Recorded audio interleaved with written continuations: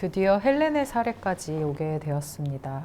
오늘 내용은 헬렌의 사례에서 각성이라는 부분 전까지의 내용을 다루고 있고 헬렌의 사례를 소개하는 정도로 가게 됩니다. 여기 이제 헬렌이란 여성은 박사 과정의 여성이고요. 지도교수의 소개로 상담을 받게 되어서 이 제임스 로더를 찾아오게 되었습니다. 네, 이제 끝이 벌어진 클립으로 자기 팔을 찔러서 이제 피를 내면서 으르렁거리듯이 숨을 내쉬며 그를 죽여라고 외치는 이제 그런 상태로 온 거죠. 근데 이제 그녀는 왜 그렇게 그를 죽여라고 외치냐면 같은 대학원의 남자 학생을 죽이고 싶어 했던 거예요. 이제 박사과정생인데 그 남자는 항상 그녀를 억압하고 그녀를 골탕 먹이려고 했던 사람이었습니다. 근데 이제 이런 이제 상황에서 이제 제임스 로더가 기독교 교육학자잖아요. 그런데 그녀와 상담을 하는 거죠. 그러니까 실제로 제임스 로더의 그 아니, 학문적인 그 베이스 안에는 키에르케고르와 프로이드가 같이 가고 있기 때문에 어떤 프로이드의 상담적인 치유적인 그런 부분이 들어가 있어요. 그래서 이제 이게 제가 처음에 연대 연신원에서 99년도 정석환 교수님 수업을 받을 때 그분께서 이제 이 책을 로직 오브 스피릿을 가지고 오셔가지고 그 책을 가지고 공부를 처음 시작했고 그때 당시에는 번역본이 없어서 원서를 가지고 하게 됐었는데 뭐 지금 솔직히 저도 이 책을 이해하기까지 10년이 20년 가까이 넘는 시간이 지났으니까 뭐 한국어로 읽어도 잘 이해가 안 갔었는데 당시 영어로 읽으면 더 이해가 안 갔었겠죠. 근데 이제 이 책을 상담학 분야에서도 상당히 많은 부분 사용을 하고 있어요.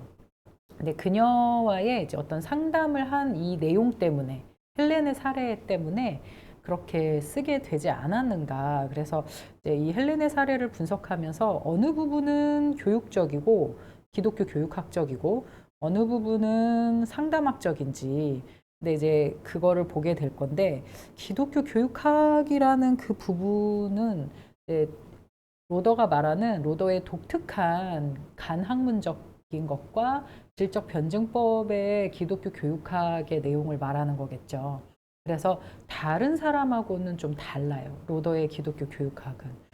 그래서 이제 이 현재의 헬렌의 사례 안에서는 상담학적인 그런 요소가 상당히 많이 들어가 있다는 것을 먼저 밝히고 그런 부분을 좀 분석을 해보도록 하겠습니다. 이 여자와 만날 때 상담을 예약을 했어요. 이제 상담은 회기라는 걸로 이제 표현을 하는데 보통 10회기. 그래서 일주일에 한 번씩 해가지고 10회를 만나는. 그래서 이걸 예약을 하고 10회를 만나는 동안 상담료를 꼭 받아요. 왜냐하면 상담료를 안 받으면 이제 봉사를 하게 되면 이 상담을 받는 사람도 그걸 그렇게 중요하게 생각하지 않고 또 돈을 내야 자기가 변화가 되어야겠다라는 동기부여가 된다고 이야기를 하더라고요. 그래서 상담료는 이 상담 세팅 안에서 상당히 중요한 부분입니다. 그 상담 시간을 정했고 어떤 신뢰의 조건으로서 이제 너가 너의 노출을 해도 너의 이야기를 해도 안전하다라고 했는데 이제 이거는 비밀을 보장한다는 건데 이렇게 책으로 다 나오게 되었으니 어떤 동의를 얻어서 이렇게 하게 된 거겠죠. 로더는 임상심리사의 조언을 받아서 상담을 진행을 했어요. 이제 이 여성이 그냥 단순히 우리가 상담하는 것을 했을 때 뭐 그냥 일반 말로 하는 그런 상담이 아니라 임상심리사가 들어갔다는 것은 MMPI나 지능검사나 이제 여러 심리검사의 배터리를 다 받고 난 다음에 이 여자가 어디에 그런 그 문제가 뜨고 있는지, 그러니까 히스테리인지 정신분열인지 뭐 이런 여러 그 조증과 우울증이 있는 건지 그런 것들을 다 진단을 검사를 받고 그리고 이제 상담을 이제 진행을 하게 되는 거죠. 그래서 이게 상담이 그냥 단순히 그 로더가 그냥 사람을 데려다 놓고 이야기를 하고 그거를 추가록을 가지고 했던 것이 아니라 이제 카운셀링 안에서의 전문적인 영역 안에서도 진단 기준을 다 가지고 이 여성의 그 부분을 이제 상담을 했다라는 것을 이제 우리가 볼 필요가 있습니다. 그래서 로더 자신이 성령의 도우심 아래 치료를 행하는 과정이기 때문에 이제 하나님에게 기도도 할 것이라고 말을 한 거죠. 이제 헬렌에게. 그랬더니 이제 강력하게 헬렌이 거부를 합니다. 그러면서 기도요? 오, 제발 하면서 이제 강력하게 항의를 하면서 문을 쾅 닫고 나갔어요.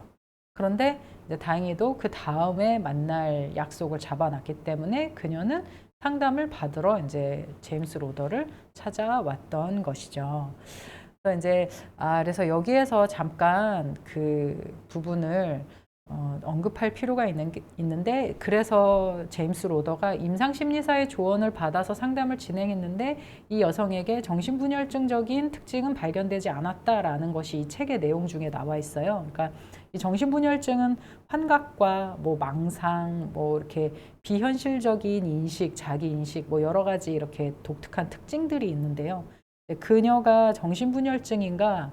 라고 이제 봤더니 그런 거는 이제 MMPI에서 이렇게 나타난 것이 아니라 상당히 이 여인 안에 어떤 분노의 측면이 강력하게 있지 않는가라는 그런 생각을 하게 되지 않았을까 싶습니다. 그러니까 정신분열증이면 이 현재 이 여자가 그를 죽여라고 했을 때 누군가의 그 소리를 듣고 그 박사과정생의 남자를 죽이려 했다면 일단은 약물 치료가 먼저 들어가야 되거든요. 그런데 이제 그런 부분들이 나타나지 않았으니까 이제 이거는 제임스 로더가 내가 이 여자와 함께 대부분 이제 아마 정상적인 선에서 뜨지 않았을까 싶어요. 그런데 이 여성과 함께 내가 함께 상담을 진행을 해도 되겠구나. 현재 이 여성의 상태는 어떤 정신병적인 현상에 의해서 나타나는 공격성과 망상이나 환청에 의한 사람을 향한 그 살해의 동기를 가지고 있는 것이 아닌 단순한 어떤 분노가 좀 그 근본적인 원인이다라는 것을 스스로 이제 그 어떤 객관적인 검사의 자료 도구의 그 베이스를 가지고 진행을 하지 않았을까라는 그런 생각을 하게 됩니다. 그래서 이제 이 여성의 이야기가 시작이 돼요. 이제 이 여성은 캔자스 마을의 노동자 계급의 세 자녀 중 장녀인데 그녀의 엄마는 10개월 전에 유산된 아이의 대용품으로 그녀를 대했다라는 거죠. 그러니까 너는 잃어버린 아이인데 나에게 그렇게 오게 되었어. 뭐 이런 식으로 잃어버렸던 그 유산된 아이가 나한테 온 거야. 근데 실제로 이게 그 존재는 별개잖아요. 그런데 그런 식으로 이 여성을 대했던 것 같아요. 그리고 헬렌의 엄마는 그녀가 아들이 아니라는 사실에 분노를 했대요. 그런데 이제 이렇게 이제 거부감도 있고 거절감도 있는 그런 상태에서 이제 헬렌은 자라왔던 거죠. 근데 그렇게 어머니에게는 거절감을 느끼며 살아왔지만 아버지는 반대로 헬렌을 예뻐했고 오히려 그녀의 방을 분홍색으로 페인트 칠을 해주었어요. 그러니까 이 분홍색이 좀 약간 포인트예요. 나중에 이제 헬렌이 분홍색 옷을 입고 나타나거든요. 그래서 이게 그 이유는 아버지가 분홍색 페인트 칠을 해준 이유는 분홍색은 그녀를 돋보이게 하는 색이기 때문입니다. 이제 이런 것들이 이제 소위 무의식의 반영인 거죠. 이 여성이 이제 나중에 모든 것이 해결되어지고 난 다음에 분홍색 옷을 입고 나타나는 장면은 여성의 무의식이 이제 해결이 되어지고 자기 안에 있던 갇혀졌던 본질적인 자신의 모습이 회복이 되어지는 그런 장면들을 보여주게 됩니다. 헬렌은 다른 아이들보다 가장 똑똑하고 자기 주장이 강했어요. 근데 어느 날 헬렌은 친구네 집에 놀러 갔고 아버지와 친구의 어머니가 자기가 친구하고 이제 바깥에 놀러 간 사이에 아버지와 그 친구의 어머니가 방 안에서 불륜을 했었던 거죠. 이제 그거를 목격하고 그 사실을 어머니에게 이제 말하게 되었는데 그녀의 가정이 이제 붕괴된 거죠. 이제 아버지가 더 이상 이 마을에서 살 수 없다 생각하고 어머니와 헬렌 그를 남겨놓고 이제 동네를 떠났고 헬렌의 가정은 더 가난하게 되어진 거죠. 그래서 이제 헬렌은 그때부터 이제 뭐 막노동 같은 그런 아무거나 이제 돈이 될 수 있는 일들을 했고 또 친구들은 야 니네 아빠 어디 갔냐 이런 식으로 이제 헬렌을 막 놀리고 그래서 친구들을 피해서 학교를 저 멀리 그 길을 돌아서 간다든지 그래서 이 여성이 내가 저 아이들에게 복수할 수 있는 방법은 다른 아이들보다 더 똑똑하게 되는 것이 복수다라고 했는데 이제 그것으로는 역부족이었죠. 이제 자기가 아무리 똑똑해져도 친구들은 여전히 놀리고 자기의 그 아버지에 대한 그것들이 이제 계속 헬렌에게 다가오고 또 무엇보다도 어머니가 헬렌을 상당히 원망하면서 이제 지내오다 보니까 헬렌에게는 분노나 공격성, 마약도 하게 됐나?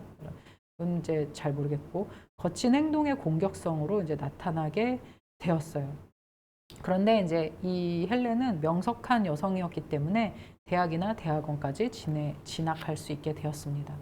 그 과정 안에서 침례교 목사님 부부에게 이제 받아들여지면서 뭐 이제 홈스테이 같은 거를 했었나 보죠. 근데 그 안에서 이제 어떤 진실한 신앙을 본인이 찾지 못한 거죠. 그러니까 뭔가 저 사람들은 되게 위선적이다라거나 나한테 겉으로만 잘해줄 뿐인 것이다라는 그런 어떤 위선을 자기 자신이 느끼고 냉소적으로 이제 변하게 되어지지 않았을까 이제 봅니다. 이제 이 내용 안에서요. 근데 때문에 이제 영적인 생활을 되게 허위적인 것으로 느끼고 기도에 대해서도 강력하게 이제 부정을 했던 이유가 초기에 제발 기도요 제발요 라고 했던 그 이유가 거기에서 나오지 않았나. 하지만 더 깊은 것 안에서는 이제 헬렌의 그 과거의 시절까지도 더 올라가게 되죠. 그런데 아이러니하게 그녀가 그 침례교 목사님 부부와 함께 있으면서 그들을 거부하고 그들이 위선자다 혹은 그들은 허위적인 사람들이다라고 거부했을지 모르지만 그 안에서 정말 많은 것을 배웠었다라는 것이 이제 로더의 그 평가입니다. 그래서 오히려 그것이 나중에 그러니까 그녀가 거부했던 그 기도가 해결의 실마리가 되어지게 됩니다. 이제 몇 달간의 이제 어떤 상담, 이 이야기가 다 나오기까지 거의 한 2, 3회기 이렇게는 들지 않았을까 싶어요. 그래서 몇 달간의 어떤 그런 신뢰 끝에 로더와 헬렌은 기도를 시작했어요. 그러니까 이게 되게 긴 시간 동안 이루어지는 작업인 거예요. 우리가 보기에는 한 챕터를 이제 차지하고 있지만 거의 한 6개월 이상은 걸리는 그런 작업이었다라고 이제 나중에 로더가 이야기를 하거든요. 그래서 이제 기도를 먼저 시작을 하게 됐어요. 이제 기도가 시작되기까지도 몇 달간의 신뢰 끝에 시작된 건 거죠. 그래서 이제 그녀가 이제 자신의 죄를 먼저 고백하기 시작하고 책의 표현에 의하면 그녀의 아버지보다 더 많은 죄들이 나왔고 죄를 사해 주시는 하나님에게 내가 당신에게 나의 모든 주도권을 넘겨드리겠습니다 라는 그런 순간까지 왔다는 거죠. 그런데 정작 중요한 변화는 일어나지 않았어요. 여전히 공격적이고 이를 갈고 살해에 대한 동기는 줄어들지 않은 것처럼 보였습니다. 네, 오늘은 소개까지만 하고 저 다음 영상으로 이어가도록 할게요. 제가 많이 바쁘네요. 이제 또 다시 3월 달이 되면은 자격증 때문에 너무 바빠서 또 계속 남길 수 있을지는 모르겠지만 솔직히 헬렌의 사례를 제가 이거를 다룰 때 머릿속에서는 그냥 되게 편안하게 생각하고 얘기할 수 있겠다 생각을 했는데 정작 이거를 쓰고 표현을 하려니까 이것도 쉽지 않은 작업이구나 라는 그런 생각이 들더라고요. 그래서 근데 헬렌의 사례가 되게 재밌고 이 책의 전반부를 다 이해하는 데에 상당히 키포인트 역할을 하기 때문에 한번 쭉 이어가 보면 좋지 않을까 생각을 하게 됩니다.